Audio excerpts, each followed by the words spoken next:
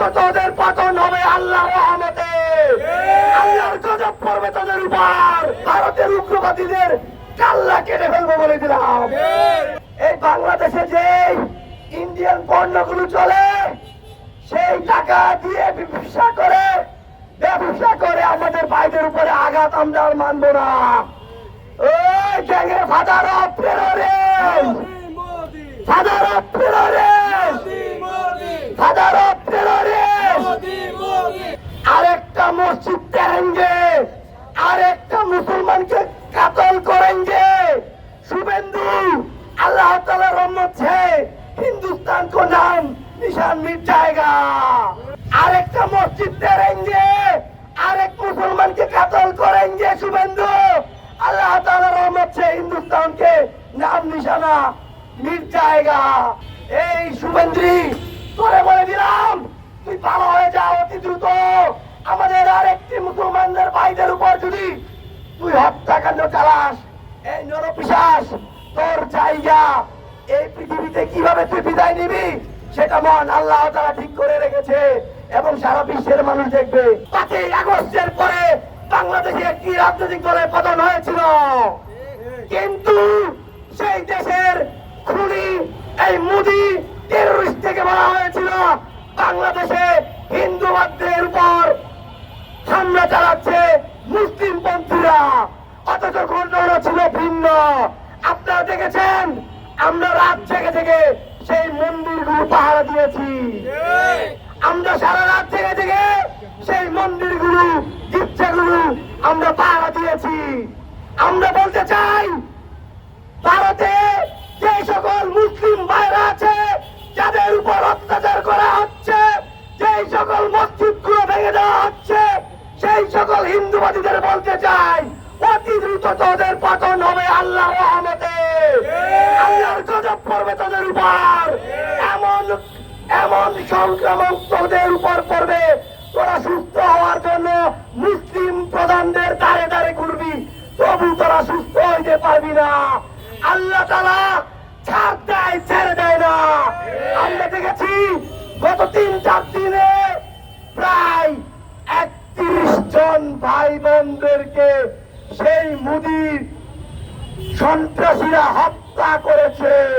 মসজিদ মাদ্রাসায় আগুন দিয়েছে, ওরা আমাদের রক্তে আগুন দিয়েছে, ওরা আমাদের হৃদয়ে আগুন দিয়েছে।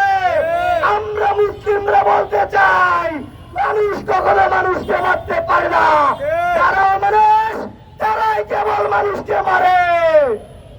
প্রিয় ভাইরা আমার, আমরা বলতে চাই, বাংলাদেশে যদি কোনো একটা হিন্দুবাদ যিনি হিন্দু ধর্মে পালন করেন তার উপর একটা হামলা হলে বাংলাদেশ থেকে বড় বড় বিক্ষোভ করে কিছু সুশীল সমাজরা। আজকে তারা কোথায়? আমার মুসলিম ভাইদেরকে পাখির মতো মারছে, আমাদের মসজিদগুলোকে ভেঙে ঘুরিয়ে দিচ্ছে, আমাদের মাদ্রাসার ভাইদেরকে মাদ্রাসায় গিয়ে লাঞ্ছনা করছে, দাড়িতে হাত দিচ্ছে। কসম খোদার বলে দিচ্ছি, এই বাংলার জমিনে এই হিন্দুবাদীদের ঠিকানায় এই ভারতে মুসলমান শাসন করবে ভাইরা আমার। একই সাথে বলতে চাই, দিল্লি কিন্তু বেশি দেরি নয়, খুব বেশি দূরে নয়। বাংলাদেশে ইন্ডিয়ান হাই কমিশনারকে বলতে চাই, পররাষ্ট্রমন্ত্রীকে বলতে চাই, অতি দ্রুত তাদের সাথে কথা বলুন। একই সাথে তাদেরকে বলুন, এই ধরনের জঙ্গি কার্যক্রম, সন্ত্রাসীমূলক কার্যক্রম বন্ধ করার জন্য।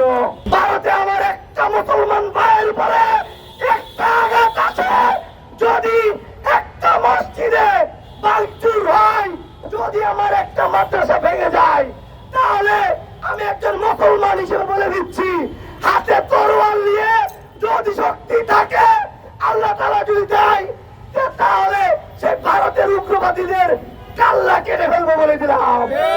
আমাদের রক্ত টকবক করছে, তারা আমাদের হৃদয়ে অন্তরে আঘাত করেছে, সেটা আমরা কোনোভাবেই মানতে পারি না।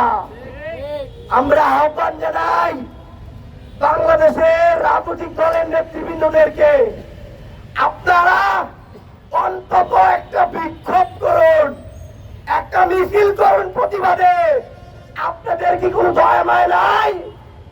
আজকে 3 দিন হয়ে যাচ্ছে, 4 দিন হয়ে যাচ্ছে, এখনো পর্যন্ত আমাদের মুসলিম ভাইদের পক্ষ নিয়ে রাস্তায় কোনো কার্যক্রম আমরা দেখতে পাই নাই। সেটা আমাদের জন্য লজ্জার। আরে ভাই, আপনারা কি ভারতকে ভয় পান নাকি? ভারতকে আমরা ভয় পাই না। যেই ভারতে আমাদের ভাইদেরকে রক্তাক্ত করে, যেই ভারত আমাদের মুসলিম সমাজকে অপমানিত করে, যেই ভারত আমাদের মসজিদগুলোকে ভেঙে ফেলে, সেই সকল ভারতীয় পণ্য বয়কট করুন প্রিয় দেশবাসী।